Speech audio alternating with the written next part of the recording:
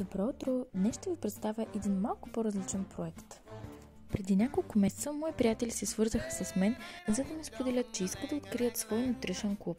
Искаха да има нещо като томбола, но да не е типичната томбола, в която просто разбъркваш и си вадиш листче с номера. Тогава ни хрумна идеята да създадем тази шахматна дъска, която да е в черно и бяло, тъй като техният интериор е точно в тези цветове.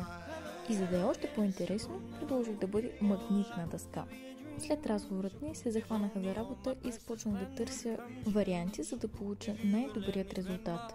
Както се вижда от клипа, успях. Взех дървена основа, както и малки дървени плочици, на които написах тяхното лого, като преди това ги опоетисах в черно и бяло. За опаковката исках да наподобява настолна игра, затова разделих черните и белите плочици в отделни турбички. И за да бъде всичко още по-тематично, поръчах черна кутия, върху която сложих тяхното лого. Ако все още не сте разбрали кое е мястото, става дума за The Secret Place. В описанието ще оставя малко повече информация за тях. Ако и вие имате идеи, но не знаете как точно да ги реализирате, можете да се свържете с мен и аз ще ви помогна. Чао!